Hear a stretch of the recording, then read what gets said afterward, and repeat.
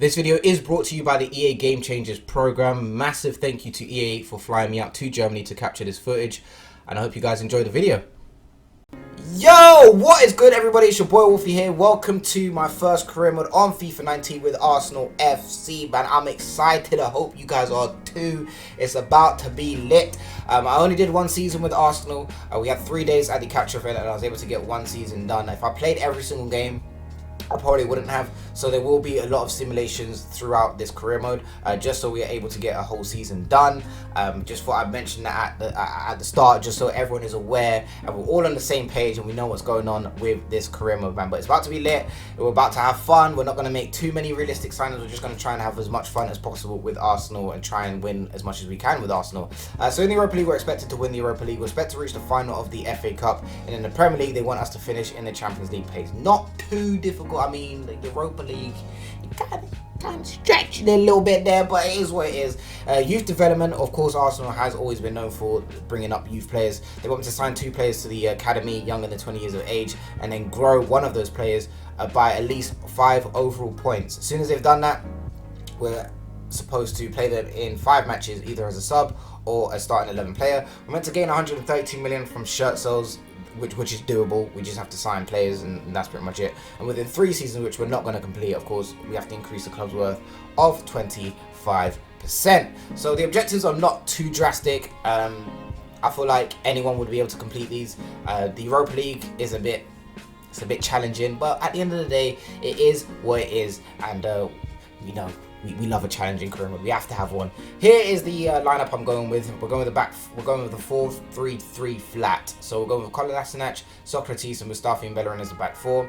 Torreira, Ramsey, Ozil in central midfield. Welbeck, Aubameyang, and Mkhitaryan as the top 3. I know Ozil in midfield, central midfield is going to kind of cause a bit of a conversation in the comment section down below. But I feel like Ozil's time at cam or right wing, actually, to be fair, for me, it's kind of done. I think with how old he's getting now and how slow he's starting to become, and how he likes to dictate the tempo, I feel like Ozil really would be more beneficial in central midfield than he would as a cam or a right wing. So we are going to drop him down into central midfield, and he can still be that kind of advanced playmaker role, just obviously a bit deeper in the pitch. So this is where the tactic and the game plans come into play. So obviously when you switch now between ultra defensive, attacking, and ultra attacking, you have different formations and different playing styles and builds up you can do. So ultra defensive, I went with the 4-2-3-1. We're playing offensive long ball and drop back.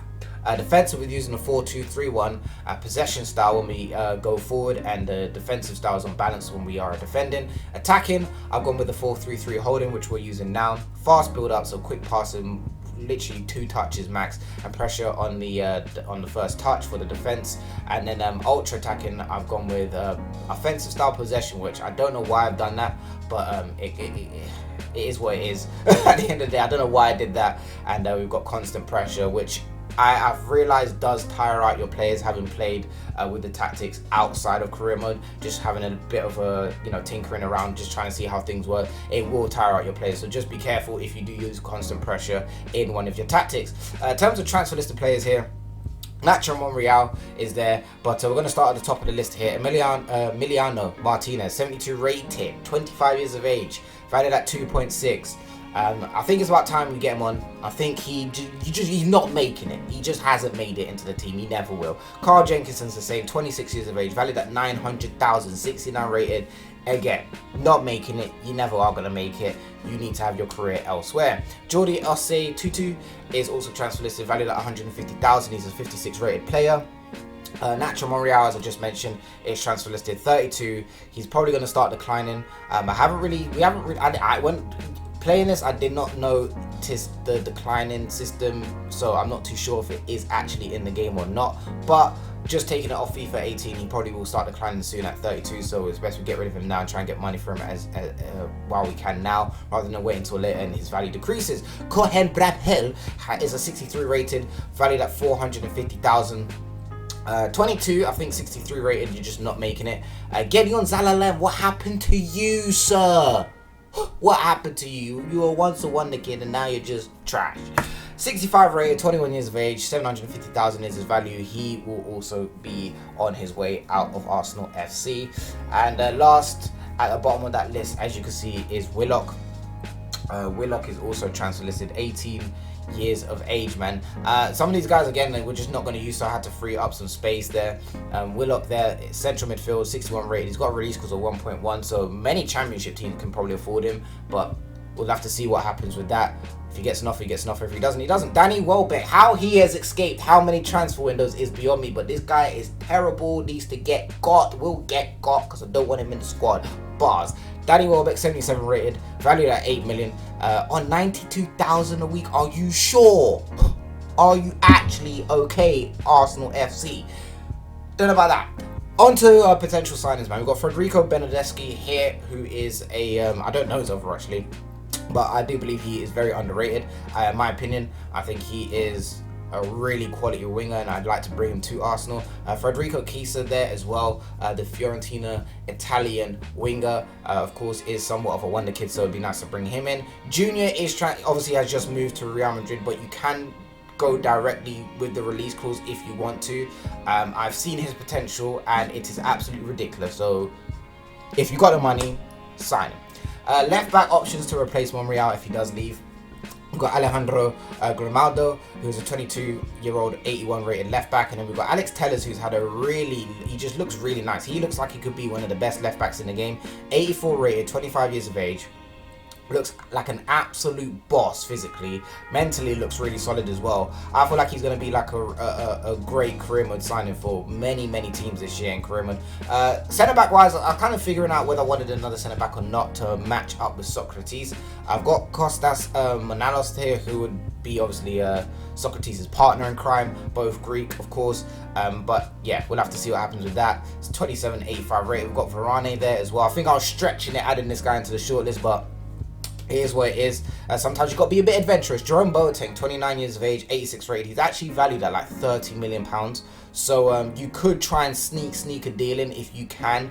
I don't think it'd be too expensive. So of course as well, in real life, he has been rumoured plenty of times this window that he wanted to leave. So that could be somewhat of a story for your career mode. Nicolas Soulé would obviously be the ideal replacement if Boateng left. I think Bayern Munich would push him up to a first team level and use him at that level, but we'll have to see. I could obviously help his career by signing Boateng, or I could help his career and move him to Arsenal. It works both ways. Kimpembe looks really nice this year, 22 years of age, 83 rated. Technically, physically, mentally looks solid. De Ligt there, centre back. I don't know his overall just yet, but we obviously are getting a scout report on him. But I expect him to be very good. Does have his face in the game. I believe that's his face. Does have his face in the game. He just looks like a tank there. He just standing there. He just looks like a bot. Like he's like, you're not getting past me. Pjanic is in the shortlist as well. Do we need a central midfielder? Probably not. But can you pass up on Pjanic when he's valued at like 30 million? No. No, you can't. You can't. You just can't. You can't do it. And Ruben Neves is there just in case you want to have a bit of fun and add Neves to our shortlist. You probably think with the amount of shortlisted players I've got hella money. No, I don't. I wish I did, but I don't. Not that much money, but Neves looks really good this year. Central defensive midfielder, central midfield. Stats wise, he looks really good. Here is our Europa League draw as Bossman does unveil our name. And we're not in Group A, Group B, Group C, or Group D. We are, in fact, on the next page. And our group is relatively easy, nothing too strong. We've got HJK, we've got Velarenga, FOTB, and then we've got SC Herenveen, who I believe play in the Eredivisie. So our group, realistically, is a group we should be winning. We should not have any struggles in that group whatsoever. Some headlines there, obviously Socrates has signed with Arsenal, and then Bernard Leno has signed with Arsenal as well. There's a few headlines there. Moving on here, man. Coming up to our first game of pre-season, but before we do that, I'm going to end the episode here, man. If you have enjoyed it, make sure you do leave a like. If you're going to enjoy it, drop a like on the video as well. Subscribe to the channel as well for more. Catch you on the flip side. Peace.